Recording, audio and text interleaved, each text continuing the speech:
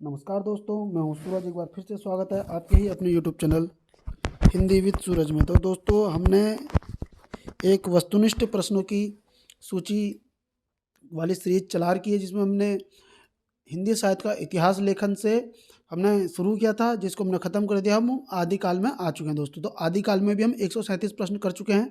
अब 137 से 138वें प्रश्न की तरफ चलते हैं दोस्तों। अगर आपने पिछली वीडियो नहीं देखी है तो यकीनन आप उन्हें भी देख लीजिए, और ये वीडियो में अगर आप आए हैं तो इस वीडियो को भी देख लीजिए। हमने हर वीडियो में क्या किया हुआ है दोस्तों, हर वीडियो को मैं तुम्हें एक चीज़ बता रहा हूँ कि एक एक प्रश्न के जितने भी ऑप्शंस है, उन सारे ऑप्शंस की मैं डिटेल बता के चल रहा हूँ, जिससे कि अगले एग्जाम में, या फिर हम कह सकते हैं कि अगला प्रश्न उन डिटेल्स से अगर बनता है, उनकी रचनाओं से कुछ दूसरे फैक्ट पूछे जाते हैं, तो वो भी हमें क्या हो पता हो दोस्तों। तो बढ़ते हैं अगले प्रश्न की तरफ। पहला प्रश्न देखते हैं। 138वां प्रश्न क्या बोल रहा है? सुमेलित कीजिए। रचना इधर है और रचनाकार हमारे इस तरफ है। तो भू परिक्रमा, इसमें हमें सबसे पहले ऐसा करके लगाना है कि भू परिक्रमा किसकी है, तो उसका नाम लिखा होगा। और ऐसे करके हम इसका option A B C D. तो आप इसका देखो, भू परिक्रमा किसकी है ये बोल रहा है। तो जैसे कि हमें पता है कि भू परिक्रमा किसकी है, विद्यापति की है ना दोस्तों। राहुल वेल किसकी है? 10वीं सदी की रचना थी, रोडा कवि की थी। अब देखो, हरिचरित्र किसकी है। अब इसमें देखो, जैसे कि अब हम मान लो हमें कन्फ्यूजन हो रहा है कि हरिचरित्र लालचंद की है, लाला दास की है, किसकी है। तो हमें सबसे पहले पता है कि भाई भू परिक्रमा किसकी थी, विद्यापति की। तो हम सबसे पहले देखेंगे विद्यापति किस में जा रहा है। देखो, इधर नहीं है, इधर भी नहीं है, और इधर भी नहीं है। तो विद्यापति ऑप्शन क्या हो जाएगा? बी। तो विद्यापति आ गया, दूसरे में रोडा कवि आ गया, तीसरे में आ गए लालचंद। तो हमें पता चल गया भाई पद्मनी लालचंद्र की है। और हरिचरित्र किसकी है? हरिचरित्र लाला दास की है। ठीक है, हरिचरित्र किसकी है? लालच दास की। तो ऑप्शन क्या हो जाएगा इसका दोस्तों? बी इसका सही आंसर हो जाएगा। अगले प्रश्न की तरफ बढ़ते हैं। 139वां प्रश्न, निम्न का मिलान कीजिए। ठीक है, गोरखनाथ की रचना कौन कौन सी है? योग सार है, नेमिनाथ रास है, दो सुखने है, गोरख बोध है। तो नाम से ही पता चल रहा है कि गोरखनाथ किसकी हो सकती है? गोरख बोध की हो सकती है दोस्तों। ठीक है, अब सुमति गणी ने क्या रचना लिखी है? इधर देख लीजिए, 1213 में। सुमति गणी ने क्या लिखी थी 1213 में? याद रखेंगे, नेमिनाथ रास लिखी थी। डोम्बिप्पा की याद, मैंने क्या सूत्र बताया था आपको? डोम्बिप्पा की याद। याद से देखो, योगचर्या, अक्षरदी को उपदेश, डोम्बी गीतिका।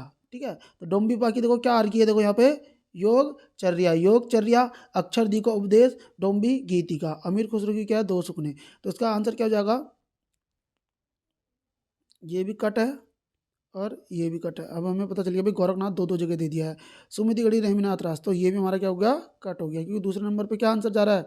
नेमिनाथ राज जा रहा है। तो आंसर क्या हो जाएगा इसका? सी इसका राइट आंसर हो जाएगा। अगले प्रश्न की तरफ बढ़ते हैं।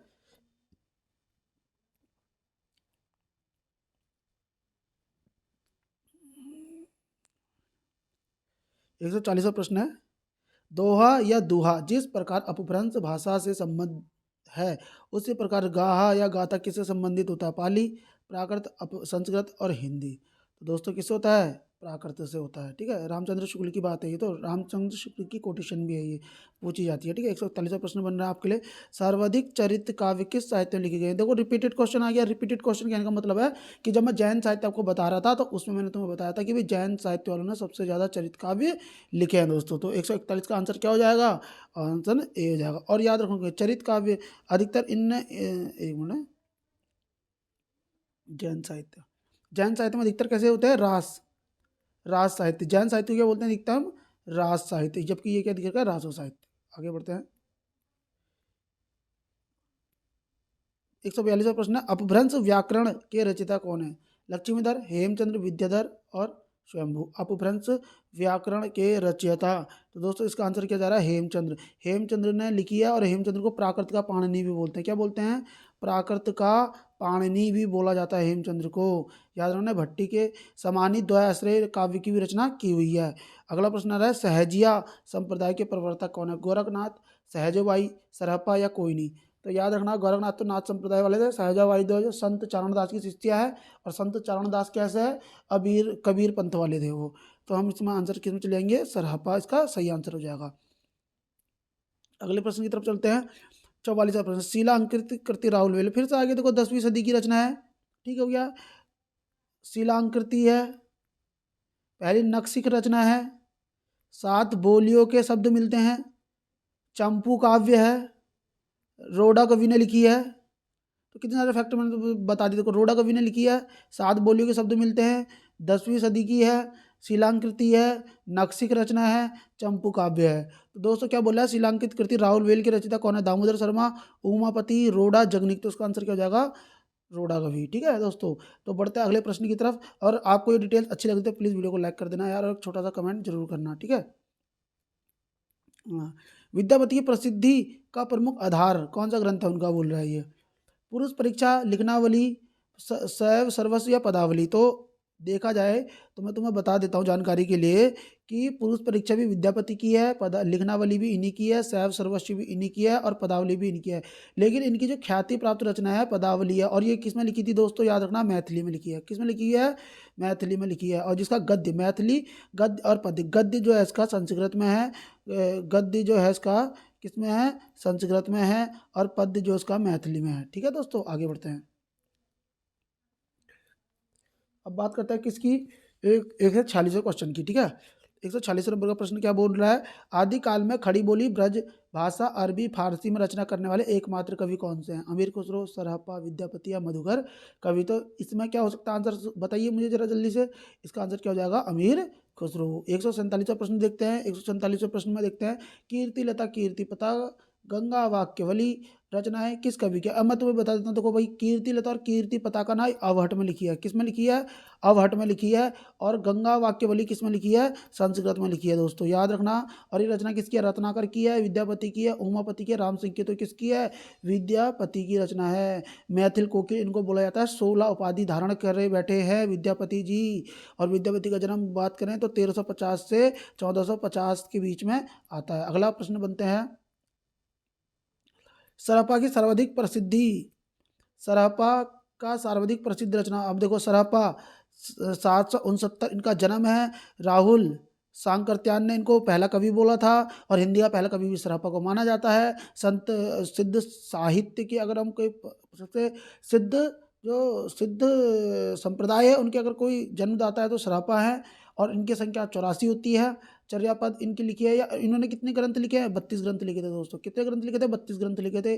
जबकि सबसे फेमस क्या बोला जाता है उनको, जो प्रसिद्ध है, चर्यापद है, पाहुड़ दोहा है, दोहा कोश है, गोरखबानी। तो इसका आंसर क्या है, दोहा कोश। याद रखना, सरहप्पा, मैं क्या याद रखता हूँ देखो, सरहप्पा की डीपी, सरहप्पा की डीपी, डीपी से क्या मतलब, डी से दोहा कोश और पी से प्रबोध चंद्र बागची। तो सरहप्पा की जो प्रसिद्ध रचना है ना, दोहा कोश, इसका प्रकाशन किसने किया था या संपादन किसने किया था, प्रबोध चंद्र बागची ने। और चर्यापद किसकी है, सब रपा की है। किसकी है, सब रपा की है। पाहुड़ दोहा किसकी है, मुनि राम सिंह की है। गौरखवाणी किसकी है, गोरखनाथ की है। तो आगे बढ़ते हैं अगले प्रश्न की तरफ। और ये डिटेल्स आपको अच्छी लग रही है तो प्लीज़ वीडियो को लाइक करना और एक प्यार से कमेंट कर दो दोस्तों। ठीक है, सिद्ध कवियों ने, एक लाइक कर ही दो यार, है ना, अच्छा लगेगा मुझे भी। सिद्ध कवियों ने अपनी रचनाओं में प्रसिद्ध न सॉरी सिद्ध कवियों ने अपनी रचनाओं में अपने सिद्धांतों के प्रतिपादन जिस गूढ़ व प्रतीकात्मक भाषा को अपनाया हुआ है। सिद्धों की भाषा क्या थी, सांकेतिक भाषा, संदर्भ भाषा, सूच्य भाषा, संध्या भाषा। तो आंसर क्या हो जाएगा इसका दोस्तों, संध्या भाषा। संध्या भाषा में एक और चीज़ मैं तुम्हें बता देता हूँ, संध्या भाषा नाम किसने दिया, अदेय वज्र और मुनिदत्त ने दिया हुआ है। अदेय वज्र और मुनिदत्त ने इनको नाम दे रखा है संध्या भाषा।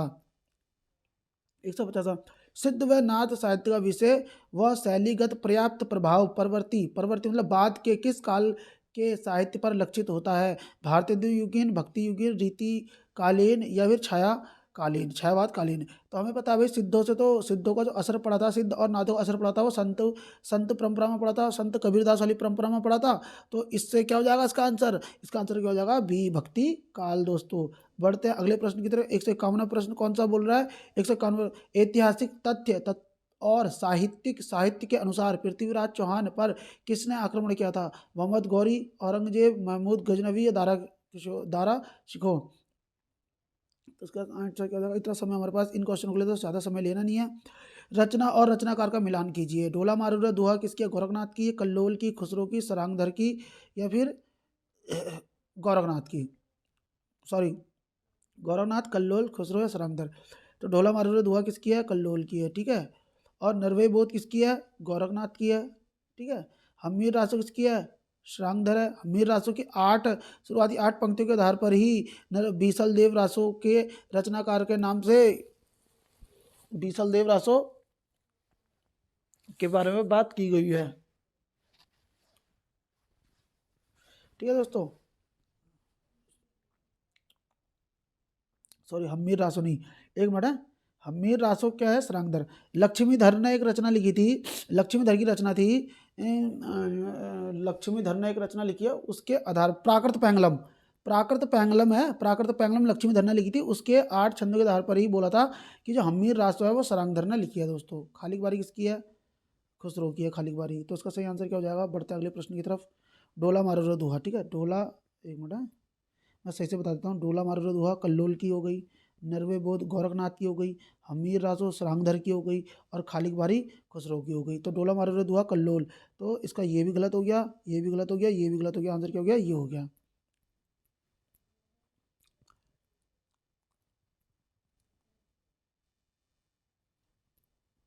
एक सौ इकसठ बचा है। नाद न बिंदु न रवि न शशि मंडल काव्य पंक्ति किस कवि की है? सरपा, विरूपा, डोम्बिपा या गोरखनाथ? तो उसका सही आंसर क्या हो जाएगा दोस्तों? नाद न बिंदु शशि न रवि, है ना, इस तरीके से। किसकी है? सरपा की रचना है ये।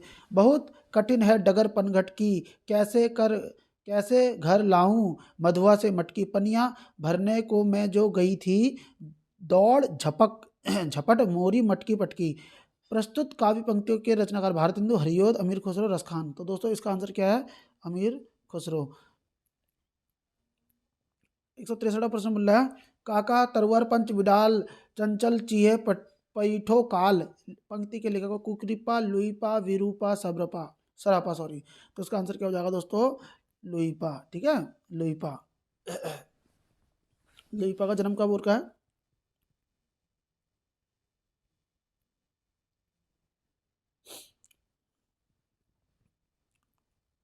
1780 में। ठीक है।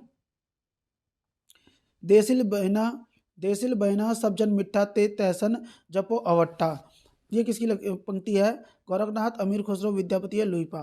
तो दोस्तों ये इसका सही उत्तर क्या है? विद्यापति। देसिल बहना कीर्ति लता में बोला गया हुआ है। ठीक है, जो कीर्ति लता इनकी रचना अवट की, उसमें बोला गया जोई जोई पिंडे सोई ब्रह्मांडे। सिद्धांत के प्रवर्तक कौन है? जोई जोई पिंडे सोई ब्रह्मांडे।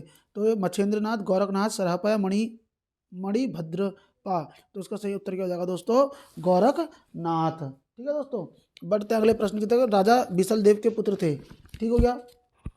इसमें एक चीज़ और आ रही है, मैं आपको ये बता देता हूँ। आपका इसमें एक डाउट सा लग रहा था मुझे, क्या है आपका 1773। हाँ देखो, ये क्या है? लुईपा। लुईपा का जो जन्म हो रखा है ना, लुईपा का 773 ईस्वी में हो रखा है। मुझे यही डाउट लग रहा था, इसलिए मैं थोड़ा कंफ्यूज हो गया था। 773। ठीक है, 780 में जो है सब रपा है। कौन है? सब रपा। 166 में राजा बीसल देव किसके पुत्र थे? भोज परमार, परमर्ती देव, राजा आणा या जयसिंह? तो दोस्तों इसका सही उत्तर क्या है? राजा आणा के। किसके पुत्र थे? राजा आणा के पुत्र थे। 67वां प्रश्न बोलता है, निम्नलिखित पंक्तियों के आधार पर बताइए कि बीसल देव रासो का सर्वाधिक मार्मिक प्रसंग कौन सा है? स्त्री जन्म काई देहो महेश, अपर जन्म धारणे धणा रे महेश, रानी न सिरजई धवलिये गाई, बणखंड काली कोयली। राजमती की बातों से राजा बीसल देव रुष्ट होकर जाना। बीसल देव की रानी राजमती से तीसरे विवाह पर अन्य दानी का विलाप। रानी राजमती का कुलीन गृहिणी होने के नाते अत्यंत स्वाभिमान होना। राजमती द्वारा एक पंडित के माध्यम से 12 वर्ष के वियोग प्रांत पति का संदेश पहुंचाना। तो इसका आंसर क्या हो जाएगा दोस्तों? डी हो जाएगा। ठीक है, इसका सही उत्तर क्या हो जाएगा? डी इसका राइट आंसर हो जाएगा। 168वां प्रश्न बनना है, पियू चित्तौड़ न आवई सावण पहली तीज, जावे बाट विरहिणी खिण खिण आवे आणवे खीज। तो इससे तुम्हें तो ये प्रश्न देखकर ही पता लग जाना चाहिए, चित्तौड़ की बात चल रही है। पद्मावत, खुमान रासो, बीसल देव रासो, चंदनवाला रास। तो देखो भैया, इसमें देखो किसकी बात चल रही है? पद्मावत, खुमान रासो, बीसल देव रासो या चंदन चंदनबाला रास। तो इसका सही आंसर क्या हो जाएगा 168 का खुमाण रासो। ठीक है। किस किम बूझे रतिवंती राजन, यह उक्ति निम्नलिखित में से किस राजा के राजकाज की उपेक्षा कर प्रणय लीलाओं में लीन होने पर कही गई है? बीसलदेव, सहदेव, पृथ्वीराज चौहान या भोज परमार। तो दोस्तों इसका उत्तर क्या हो जाएगा सही? पृथ्वीराज चौहान। ठीक है दोस्तों, बढ़ते हैं अगले प्रश्न की तरफ। 117वां प्रश्न है, 1272 मजारी जेठ वदी नवमी बुधवारी किस रासो के रचनाकार की ओर संकेत करती है? बीसलदेव रासो, परमाल रासो, पृथ्वीराज रासो, विजयपाल रासो। तो ये किसकी है दोस्तों? 1272। ये बोल रहा है 1212 की बात कर रहा है, 1212, जबकि 1155 की रचना है बीसलदेव रासो। ठीक है, 57 वर्ष का। आगे देखते हैं। अगला प्रश्न आ रहा है, मनहू कला शशिभान कला 1600 बनिया पंक्ति किस रासो ग्रंथ से संबंधित? आलाखंड, हमीर रासो, पृथ्वीराज रासो, इनमें से कोई नहीं। तो इसका सही उत्तर क्या हो जाएगा दोस्तों? पृथ्वीराज। मनहू कला शशिभान कला 1600 बनिया। ठीक है। 172वां प्रश्न देखते हैं, तरवर से एक तिरिया उतरी, उतनी बहुत रिझाया, बाप का नाम उसने पूछा जो आधा नाम बताया। हरिश्चंद्र की है, खुसरो की है, चंद्रगवि की है, किसी की नहीं है। तो दोस्तों इसका सही उत्तर क्या हो जाएगा? अमीर खुसरो। बाप का नाम आधा बता रहे हैं, कौन बोल रहा? अमीर खुसरो बोलता है। गोरी सोवे संज पर, मुख पर डारे के, चल खुसरो घर आपने, रैन भई चौदेश। पंक्तियाँ खुसरो ने किसके परलोक गमन पर कही है? निजामुद्दीन औलिया, सैफुद्दीन महमूद, मोइनुद्दीन चिश्ती और गौरी। मतलब ये अमीर खुसरो के गुरु का नाम अगर आपको पता है ना, तो दोस्तों ये आंसर आपके लिए बिल्कुल इजी होने वाला है। ठीक है दोस्तों, इसका उत्तर क्या हो जाएगा? निजामुद्दीन औलिया, क्योंकि उनके गुरु का नाम क्या था? निजामुद्दीन औलिया। 174वें क्वेश्चन की तरफ बढ़ते हैं। वजीय घोर निशान राज चौहान चहु दिसी। अभी देखो, चौहान की बात आई, बिसलदेव रासो, पृथ्वीराज रासो, परमाल रासो या इनमें से कोई नहीं। तो दोस्तों ये क्या आंसर हो जाएगा आपका? पृथ्वीराज रासो।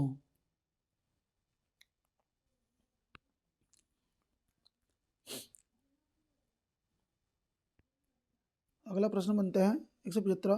12 बारिश ल कुकर जीवे और 13 ल जिये सियार काव्य पंक्ति की रचनाकार नल सिंह है, चंद्रबरदाई है, जगनीक और नरपति नाल है। तो दोस्तों सबसे पहले तो एक चीज़ ये समझ लो कि ये रचना किसकी है। ठीक है, किस पद की है? ये है परमाल रासो की।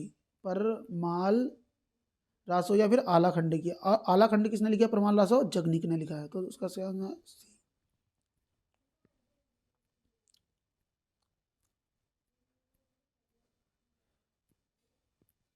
117। जो जिण शासन भसियाओ सो मैं कहियड सारू के रचनाकार कौन है? हेमचंद्र, देवसेन, चंद्रबरदाई, स्वयंभू। जो जिण शासन भसियाओ सो मैं कहियड सारू, ये पंक्ति के रचनाकार हेमचंद्र, देवसेन, चंद्रबरदाई, स्वयंभू। तो इसका सही उत्तर क्या हो जाएगा दोस्तों? देवसेन। ठीक है। इस तरह, जाहि मन पवन ना संचरही, रवि शशि नहीं पवेश, ताहि बट चित विषाम करू सरह कही उवेश। लुईपा, कणप्पा, कुकरीपा, सरपा। तो इसका सही आंसर क्या हो जाएगा दोस्तों? सरहपा। 178 प्रश्न है, भला हुआ जो मारिया बहिणी मारा कंतु, लज्जेल तू वसियंती अजो अहु जई भग्गा घरु एंतु। अपभ्रंश की यह रचना किस कवि की है? देवसेन की, हेमचंद्र की, वररुचि की, श्रीधर की। तो दोस्तों ये इसका सही उत्तर क्या है बताइए? हेमचंद्र। क्या है दोस्तों? हेमचंद्र। वो जो बोलती है ना कि मेरा अगर पति युद्ध में मर जाएगा या शहीद हो जाएगा तो वो एक अच्छी चीज़ है, लेकिन अगर भाग के आता है तो ये तो बहुत ही ज़्यादा मेरे लिए श्रम की बात हो जाएगी। ठीक है। 179 की बात की, एक नार अचरज किया, सांप हमारे पिंजरे में दिया, काव्य पंक्ति की रचनाकार। वैसे तो बात हो रही है दिए की। किसकी बात हो रही है दोस्तों? ये दिया की बात हो रही है। ठीक है, ठीक है, दिए की बात चल रही है, दीपक की बात चल रही है, दीपक की हम बोल सकते हैं ऐसे। चंद्र कवि, केदार कवि, खुसरो। ये पहलियाँ तो सबसे ज़्यादा खुसरो लिखते थे, ये तो पूछने वाली बात ही नहीं है इसमें, है ना। आगे बढ़ते हैं।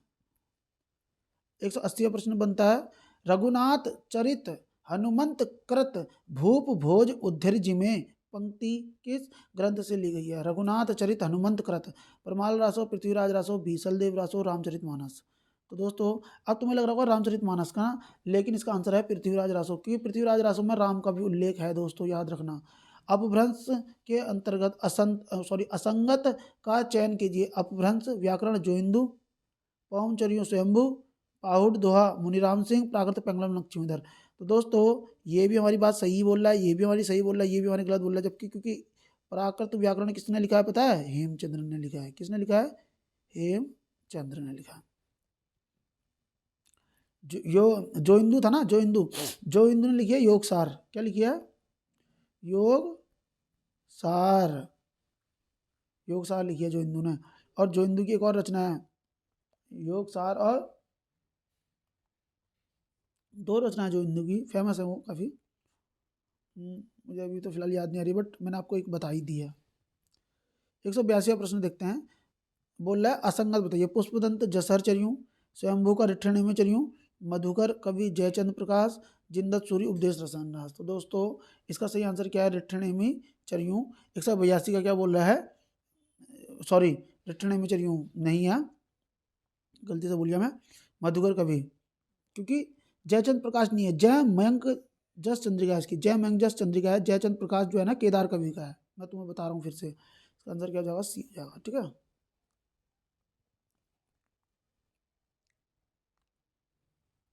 असंगत बताना है। परमाल रासो जगनिक, कुमार रासो दलपत विजय, संदेश रासक अब्दुल रहमान, कुमार पाल प्रतिबोध ज्योतिषवर ठाकुर। ज्योतिषवर ठाकुर की है ही नहीं। कुमार पाल प्रतिबोध किसकी है पता है? बताइए किसकी है? सोम परभ सूर्य की है। और ज्योतिषवर ठाकुर ने लिखी है वर्ण रत्नाकार। वर्ण रत्नाकार, ठीक है, याद रखना इस चीज को, वर्ण रत्नाकार लिखी है।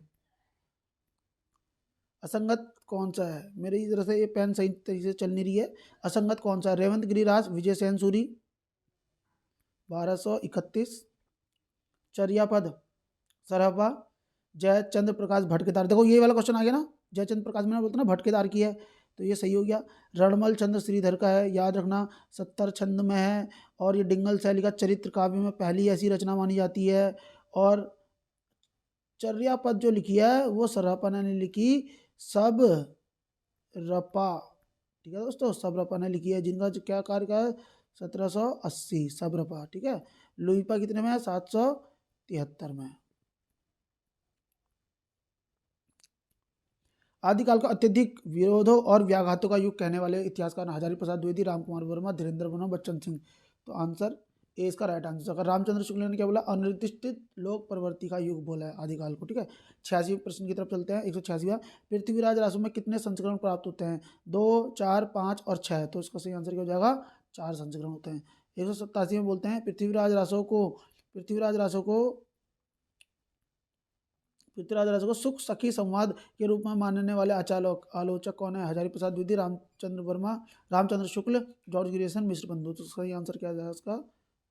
हजारी प्रसाद द्विवेदी। उसने कीर्ति लता को भ्रंग भ्रंगी संवादी बोलने का, हजारी प्रसाद द्विवेदी ने, याद रखना।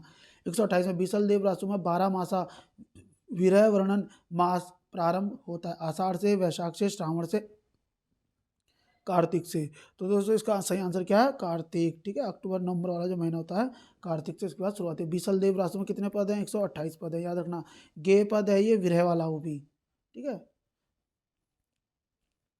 हिंदी में पहले अगर 12 मासों का वर्णन हुआ तो बीसल देव रासों में ही हुआ है। बीसल देव रासों की रचना नृपति नाल ने कब की थी? संवत 1212, संवत 1252, संवत 1213, संवत 1155। दोस्तों अभी मैंने बता के आया था कि उसमें आया था ना 1272 नाल बैठी नवमी बुधवारी, नाल रसायन बैठी शारदा टूटी ब्रह्म कुमारी, इस तरीके की लाइन है ना। तो उसमें मैंने आपको बताया था कि 1155 निकल रहा था। मैंने बोला था 1155 भी आता था, संवत 1255 करेंगे और संवत से 57 घटा देंगे, हम 57 से घटा देंगे, 1212 से 57 घटाएंगे तो 1155 निकल के आ जाएगा। तो उसका आंसर हो जाएगा ए, इसका राइट आंसर हो जाएगा दोस्तों, ठीक है। चीज़ें समझ में आ रही होंगी आपकी, आशा करता हूँ। चंद्रप्रदाय कृत हिंदी का प्रथम महाकाव्य कौन सा है? चंद्रप्रदाय कृत, रणमल चंद्र, पृथ्वीराज रासो, विजयपाल, पृथ्वीराज विजय, पृथ्वीराज रासो। तो 191 की बात करते हैं। गिरियर्सन के अनुसार आदिकाल की अवधि क्या है? संवत 763 से 1400, 800, ये 743 से 1400 ईस्वी। तो दोस्तों क्या है इसका सही आंसर, बताइए मुझे जरा सा। इसका सही आंसर इन्होंने बोला है 700 से 14 ईस्वी तक बोलने का है। ठीक है दोस्तों, गिरियर्सन के अनुसार। तो आशा करता हूँ आज के प्रश्न आपको अच्छे लगे होंगे, और दी गई जानकारी अगर आपको अच्छी लगी तो प्लीज़ वीडियो को लाइक करेंगे, चैनल को सब्सक्राइब करेंगे। मिलते हैं नेक्स्ट वीडियो में। Thank you.